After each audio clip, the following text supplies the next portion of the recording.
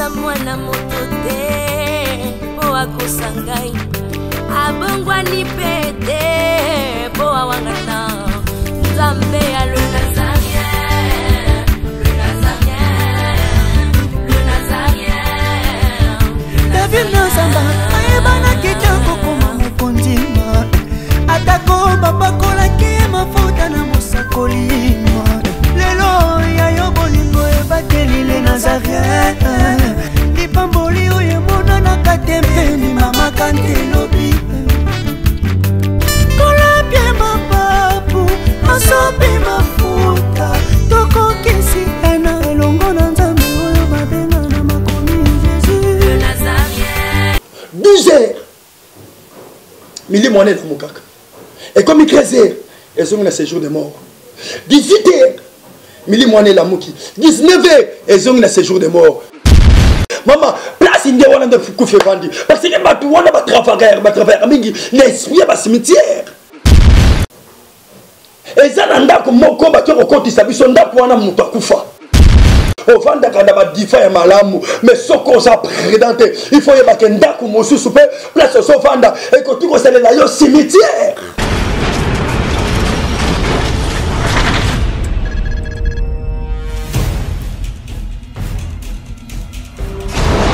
Pour vos annonces, vos prédications, vos clips, vos vidéos et autres, il y a qu'une seule adresse. N'hésitez pas à taper www.lesnazarins.com. En ces jours, nous sommes en pleine promotion.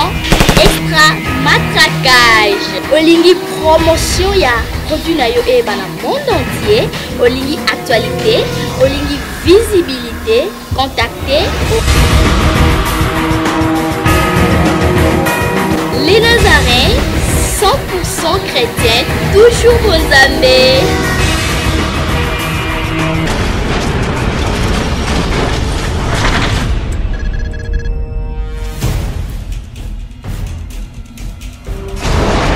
Sambe a Pambola, de Konyo surtout, Bozuli sous Libaku, il y a Kolanda, Moko, il y a Barumbu Nzambe, le prophète Josué, Zamba Pambola Bino.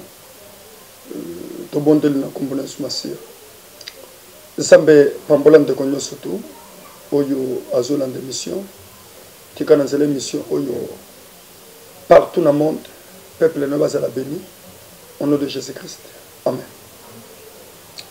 Nzambe a pambola yo ndeko molingami yo oyo sepeli susu kolanda biso lokola momeseno Zamba pambola bandeko nyo surtout ndeko na biso mama Tiffany oyo asali biso lisusu ngolu pe Nzamba pesi ye libaku ya ko sala chaîne oyo Nzamba pambola ye pe abakisela ye mikola ko vivre belé Nzambe a pambola bino nyo surtout tellement boza ebele Nzamba pambola bino nyo surtout soki to libito bando tanga bakombo awa ekezala singa mais ndeko nyo surtout oyo yebi ke nalandaka papa Josué Nzamba pambola yo frère tutala makoma Nzamba bakisela yo mikolo ebele vraiment. Et tout ça qu'on continue toujours sur notre grand thème, tout ça qu'on le là sur les hôtels. Na bandi na meka ko expliquer biso hôtel les anines. Hôtel tout ça qu'on le là awa eza teke moto ça là na Belgique aux États-Unis aya azuma koki na ye asali hôtel nde tango mosusu flat na ya 5 niveaux hôtel na 5 niveaux hôtel na yo hôtel na ya 4 étoiles non. Hôtel tout ça qu'on le là awa ezali hôtel humain. Na banti na meka ko expliquer biso hôtel eza nini hôtel ezali bisika oyo makambu nyonso ya mabe eza kovanda to ndako oyo bisiko ya makambu ya mabe eza kovanda na banti na meka ko loba na biso que sur les hôtels humains na kati ya hôtel humain to meka ko lakisa ndenge nini hôtel humain ezalaka ce qui mutu a comme hôtel et nzoto na moko comme hôtel comment que milimo mabe et yaka ko diriger na kati na ye et mutu wana vi na ye ko zala ndenge ni je crois na mekaki ko pesa par exemple et belé pona o etali ke ba hôtel humain mais na koti ko kota pendant la profondeur parce que tant eux ba pesa rabiso et za mukie to bosani teke sa chaîne oyo et ça pesa na ba temps. Mais le long, on a le bela mouké sur hôtel il y a cimetière, sur des hôtels de cimetière. Et pourquoi tu as un hôtel, il y a cimetière? Mutu akoti koyeba te akoti kozala na kati ya vie aza kotambola aza kolia aza komela akoti koyeba te ke vie na ye ekoti kozala déjà na kati ya cimetière. Et tokoti kokende musika te tozwi mukanda na Luc chapitre 8 verset 25. Merci ndeko na bandi omeki kotanga muke balobi ke ezalaki na mutu moko mutu wana azalaki mutu oyo atondissamaki na milimo mabe na kati na ye azalaki na ba fox oyo ezalaki ya bademo mais bademo wana na place bavandisa ye na ville bademo wana na place bakende bavandisa ye na ma bademo wana na place bakende kovandisa ye na bisika songolo mais bademo bakendaki kovandisa ye na kati ya cimetière. Et pourquoi les démons qui sont dans le cimetière? Parce que ils ont l'esprit pour vivre. Ils ont l'esprit pour la malam. Ils ont l'esprit pour vendre na kimia et sengeli na yango et vivre kaka peine na cimetière. Donc c'est-à-dire que mutu oyo a rempli. Na l'esprit oyo ezali que il y a ba force to ba démon ya cimetière. Ndem mutu wana automatiquement na kati na ye asa ko porter hôtel ya cimetière. Donc, Moutouana vie na ye, et bandako dépendre la cimetière. Vie à Moutouana, et bandako zalape que pour alia, il faut cimetière de signé. Donc, c'est-à-dire que, cachot ya Moutouana, prison ya Moutouana, nyonso na ye, et ça na cimetière. Bible le bin abiso ke, moi na mobad oyo, azala qui rempli na milimo mabe. Et na kata milimo mabe wana na place vendisa na ville mais eye ko vendisa ye na kata cimetière. Mon frère, ma sœur dans le Seigneur, donc c'est-à-dire que si que na kata vie na yo aux habitudes ya ko luka nzambe bien te esprit o ya cimetière et ko tu ko ya ko vanda. OK, kati na cimetière ezala kabisiko bato bo moyi basate. Na kata cimetière ezabisiko vie ezala kate. Na kata cimetière eza bisiko eloko malamu ekotuko bima ata mukolo moko te parce que eza na kati ya cimetière. Bible lobike mwana mobali ba fandi sa ya na cimetière asala ka mwanda kuna ye na kata cimetière. Ma sœur, soki esprit ya cimetière revandi kati na yo yango nazo mona même lelo oyo ozo mona ke mutu lokola déjà que ayebaki ke le 30 ceux qui les 31, ceux qui les premiers, ils ont la fête à Bakoufi. Aux autres qui ne m'ont pas moutou, même dans la cimetière, pour aller faire des cérémonies. Ok, dans la cérémonie, on retourne dans ça là, et quand tu même la l'esprit à cimetière, et compliqué les choses au final.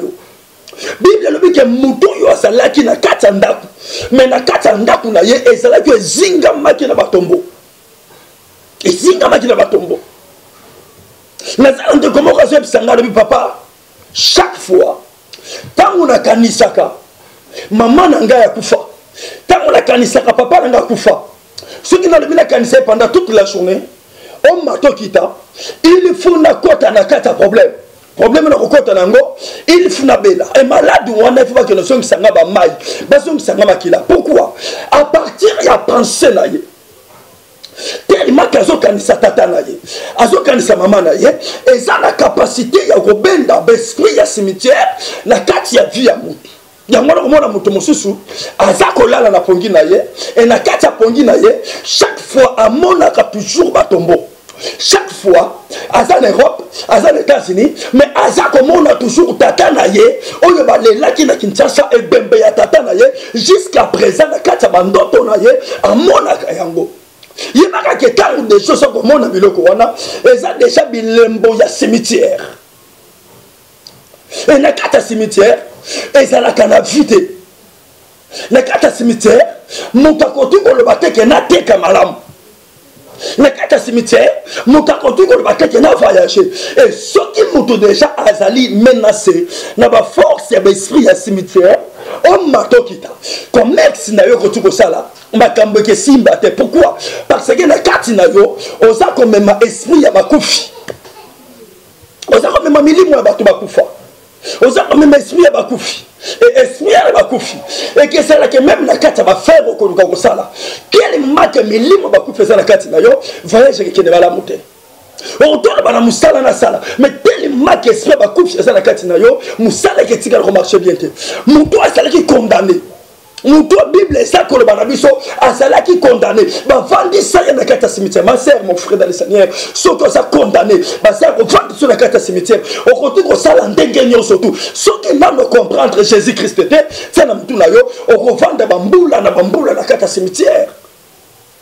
Bible lui muto tonganda batongele ka mwanda mais ndako wana eza na kata cimetière. Ma sœur, mon frère, on retrouve ça le lia kanayo olala kana kati ya badifa ya malam olala kana kati ya ndako malam olala kana kati ya mbeto malam ovanda kana badifa ya malamu mais soko ça prédente il faut y ba ndako mosusu pe place so vanda et que tu conseille la yo cimetière ngazela ndeko moko ezala ndeko moko akenda ki ko futela le pango.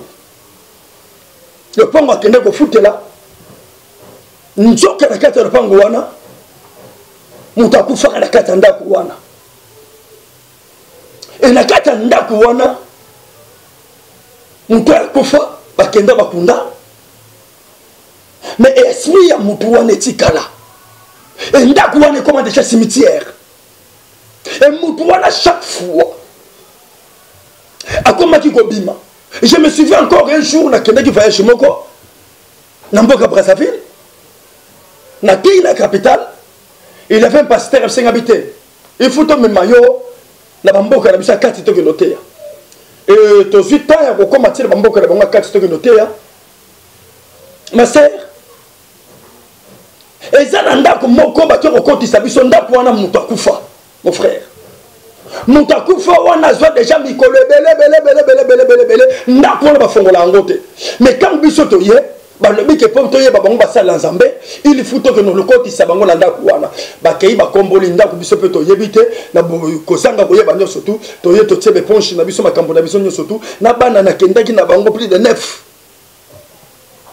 mais ma sœur et ça là qui problème et ça là qui problème place na keko tanda mbetu na ngai ekoma na butu natala boy mutu azobima azobisanga lobinga na buti ko tambola sikonga na kolala wapi parce que place so la esa bisika ngala lalaka na yeko sutuka na kata vision na bisa ce n'est pas possible na bando prière na kata prière na ngana komi ko mona mutu wana akufa alobi ezanda kunanga et tellement prière que les quatre biso makasi na bengani et na moni akeko la musa bande ko na ye mususu batu na ye mususu za kalbona kata cimetière et ba ye ko menacer biso et tellement que nzamba lo la salaki na biso et tina silisa ki mission nanga na lobaki na bimala ndako wana te et na ko vanda kanga na kata ndako wana et nzamba lo la protéger ki ngai na bana na kendaki na bango et tina silisa ma se okoto kota na ndako mususu soko yebi ozana nzambe te ndako na koto kangayo parce que ça cimetière. Parce que malgré mon talibon, moi, le salaire là qui est comme moi, ici, quand vanda, à celle qui est ici, quand on vanda, mais ici, quand on est, celle qui est le cimetière, mais c'est ce que ça n'a pas esprit, ce que ça n'a pas esprit, wana, il y a pas quelqu'un comme Moko, au cause a toujours menacé, ce que ça n'a pas esprit, wana, on m'a tout quitté, il y a pas quelqu'un, au cause a toujours menacé, n'a pas force Moko boy, au cause a toujours menacé, au cause a toujours menacé. Parce que l'esprit cimetière et que tigre qui miate. Et en gros, chaque fois, on se montre l'esprit des mots. Et ça peut être un dayo. On se salaboy. On se tenir. Bananion se base aussi là. Les bottes à mon coboye. Ils moulent la mort. Bébé déjà qui ne janvier ton magato qui t'a. Ton coup fait la ca. Mon tongo beaucoup fait la ca. Et ça l'a toujours. Mon tour y a supporter la famille. Ma sœur. Il faut y avoir que non. Et ça n'a esprit. Il y a pas koufi. Esprit à cimetière. Oh, ils sont tambour là. Ils sont tambour là. Ma sœur. Bible ça ko le banabiso na mukanda Apocalypse sur le vêtir il y a 6 premières sauts. J'ai regardé et voici paraît un cheval d'une couleur verte et celui qui le montant se nomma la mort. Ce que tangi Apocalypse verset 6 balobi ke tango ano afongoli bilembo Jean-Jacques Olobalobi na moni cheval moko. Et mouto mati na likolo cheval wana ba pesi kombo ya kufa. Donc c'est-à-dire que dès parmi mes esprits, où les gens qui tambola na mokili, esprit pe ya kufa ezo tambola. Esprit pe cimetière ezo tambola, ezo régner. Ma sœur, ezo régner na kati ya ndako ko to fande ko to régner, na kati ya commerce ko to régner. Tango be esprit ne fandi na kati na yo, même na kati ya libala comme eza molimo ya kufa, o banda même ma vite. Et même ma vite. Et même la yo kufa. Et même la yo nyoso via kolela. Yango zo mona moto, asa ko travailler dire, même makambezo simbate. Montako même na niveau non, na luka magie. Montako même na niveau bité, na luka kisi parce que na comme na suka non, ma c'est ko simba kisité. Ko luka kisité, ko luka pe magité, to ça mieux placé. Na kata la communauté la restauration de brèche na zawana. To zawana. Benga biso na numéro na biso toujours na pesa numéro na bandi bandonyo surtout balanda biso 081 otena le code ya RDC 081 41 61 593 wana tango so benga na zalaka na kaka na numéro moko wana partout so benginga et na royamba yo et to so terre solo là peut-être on a besoin conseil et to retour pesa yo conseil tant que on a besoin prière benga biso to rebonde la pona yo ce qui est la na retraite et ça la bateau va mieux placé pour na ko aider yo. Mais de ma sœur, mon frère dans le Seigneur, délivrance, il faut nous kayango. Ozomona nyo se so simbate, nyo se sa kufa parce que na kati na yo, eza na molimo ya kufa oyo so tambola na yango. Place nyo so kendaka, olela ka toujours. Et c'est moi qui mayo. Okangi bando ki botio lembi. Et c'est moi ça là le sous-souté. Pourquoi? Et ça na mutuma ko to so ngisele sengo. Bible ça ko bana biso ke et c'est là que la libota ya maman moko boy molimo na kufa pe kotaki atiki kotamo na molimo na kufa. Bible lobi ke maman on attend wa bani quelques jours mobali na ya kufi tant mobali na kufi et comme il fait quelques jours maman ça là qui ne sengo ke le gros mobali na kufi mwana nanga tikali na kofanda na mwana nanga et quelques jours moi na pas ya lisusu ko kufa ye. Moi na epeko kufa et quand moi na kufi balobi ke mikolo baso kendo kunda mwana na place que mwana bakunda ndenge bakunda tata na ye et mwana sadeki na ngolo ko kutana na Jésus et Jésus pesa ki yefi et songa ki na bomoi ma sœur problème na yo luka Jésus problème na yo luka Nzambe et quand yo ko luka ye na yebi ki ko pesa yo fi ozo mona wana ko kendo luka banganga te ko luka ba magicien te parce que baza batu bango pe bakokufa ok au contraire tant yo za ko kendo ko kotana ndako banganga. Moi je suis un magicien. Maman, place in the one de Koufé Vandi. Parce que ma tout on a travaillé, mingi l'esprit à cimetière. Oui, tant on a travaillé magie. Dans le banabine le chaque fois. Magicien nyos. Pour bien un magicien. Il faut bon. Il faut tomber dans l'espace cimetière. Parce que bango moko mbetu na bango ça vende batombo. Betu na bango za ba cimetière mais siko yo tango so kendo luka mutu que non alongola yo na kata viwa na mase en même bisika mususuté a comme mayo kaka na direction générale na bango o eza cimetière luka Jésus o sa ko kalma o sa ba problème le même makambezo simbate ko condamner na noté molimo ya kufa tango vande kati na yo e memiloko wana molimo ya kufa so vande kati na yo e memiloko wana luka vie kota balobi ke mutoyo asaki kotambola na ye mais milimo evandi na kati na ye ememi ye kaka na kufa et que kovandi se na kati ya cimetière et que kovandi se na kati ya cimetière et na kati ya cimetière wana ndeko na ngai asaki kosola na batombo asaki kosola na bato bakufa. Et la même chose aussi. Il y a un moment à chaque fois, boutou na yo, et c'est quand boutou au monde à batu bakufa, boutou na yo, et c'est quand boutou au lot à boutou kufa lobby, boutou na yo, et c'est quand boutou parce que na kati na yo, au sein na molimo ya kufa, le col au sein na molimo ya kufa na kati na yo, maman, au kotu ko bomapé banana yo, kotu ko za le boti, au zui zemi après 2 jours, 3 jours, au bota moi na kufi, au sein la kaba morne,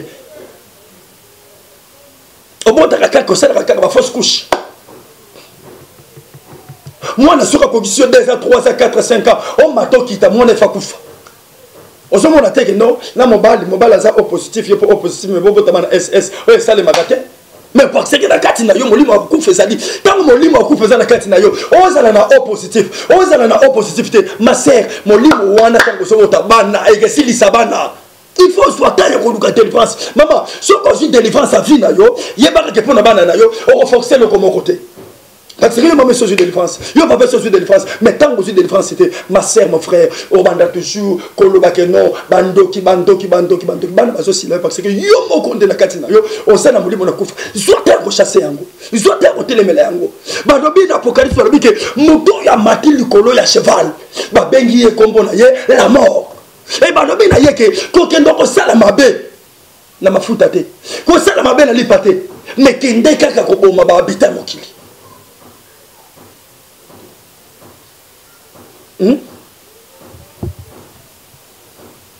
bah le bien que ces jours eza ko tambola ces jours de mort eza ko accompagner ye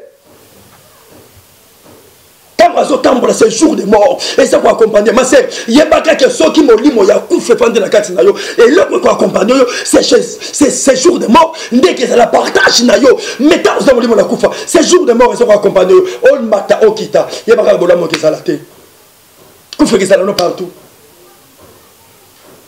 nyoso yebeba nyoso yesa kufa mukolo moko na yebaka ke les autres travail magie kufa bien ezali moto akufi na Yesu dans ce travail magie à l'époque là ezalaki soki comme 6 heures yango monde bato mosusu bazofanda bazolobo bapasteur bamiyibe mbongo bamiyibe mabonja bo problème apa ça c'est tozaka bamiyibe mabonja tozaka mpe bamiyibe bofrande mais makambo biso tozosala na bandi ke ata bato nyonso to bakopesa témoignage nango te mais mama Jackie apesa ata témoignage apesa témoignage habité wana za mosantu na Nzambe 6 heures okomona milimo ya bato nyonso bakufa e lamuka e yenge 7 heures et zongi na séjour de mort 12 heures milimo wana elamukaka et comme 13 heures et zongi na séjour de mort 18 heures milimo wana elamuki 19 heures et zongi na séjour de mort ce qui est comme 0 heure milimo wana ekelamuka boyeti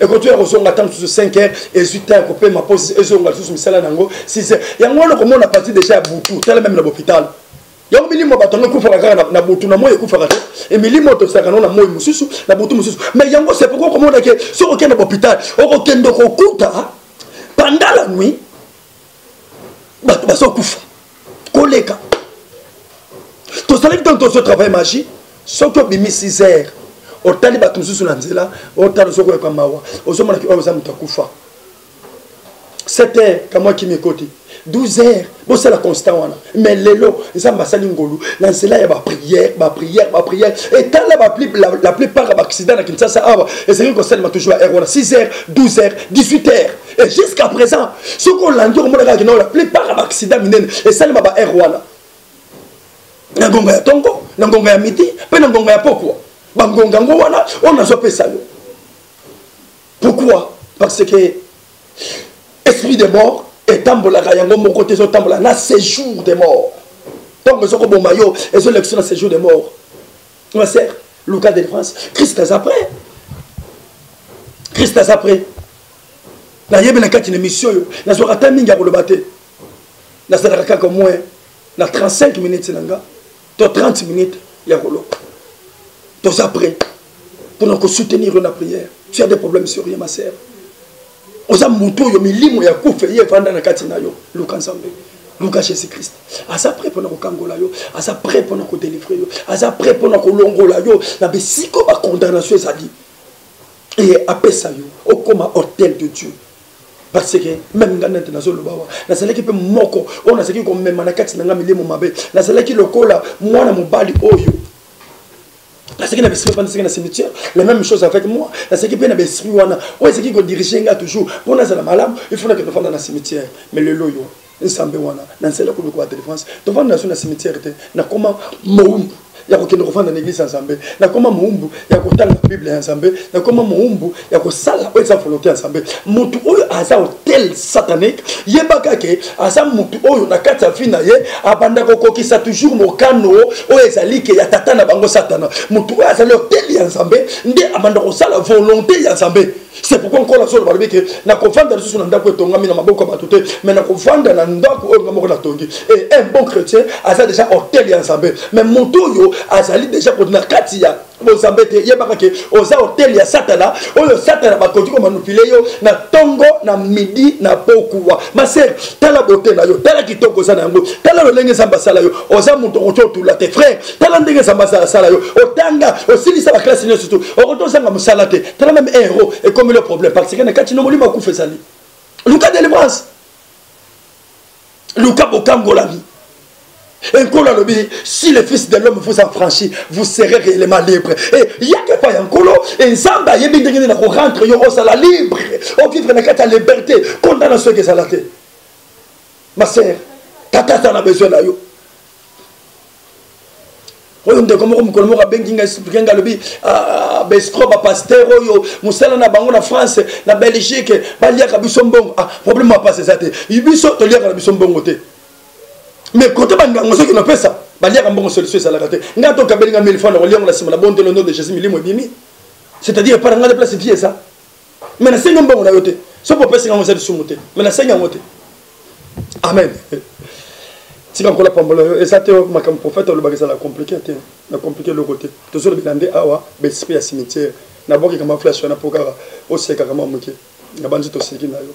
Lo le pambola yo, luka délivrance. Mon frère, ma sœur. Si on construit délivrance à fin na yote, il y a pas que osa moumbu satana, aro sakana na loko la bali. Et lo le pambola yo. Et samba lo la pambola yo. La Suisse, toza na pasteur Alain. Et bandabonyo sur ta Suisse, toza l'église na Suisse. O robenga ngai na kopesa yo ba numéro nyo surtout. O eza na pasteur asa mieux placé na Suisse. Akotuko sungaka yo na ba délivrance. Zamba pambola yo, Zamba batela yo, et benga biso, toujours numéro na biso, ezali 081 41 61 593, au petit code RDC, et na okubenga ngai, to kosolula, et Zamba pambola yo, Zamba pambola batonya surtout, abakisa mikolo ebele, na bandeko surtout basepelaka, kolanda les prophètes, JKM, lole monayo, et epesa yo kimia, et na yebike. Robenga biso, on reçoit délivrance na yo, lole mon épée pambola yo, au nom de Jésus-Christ. Amen.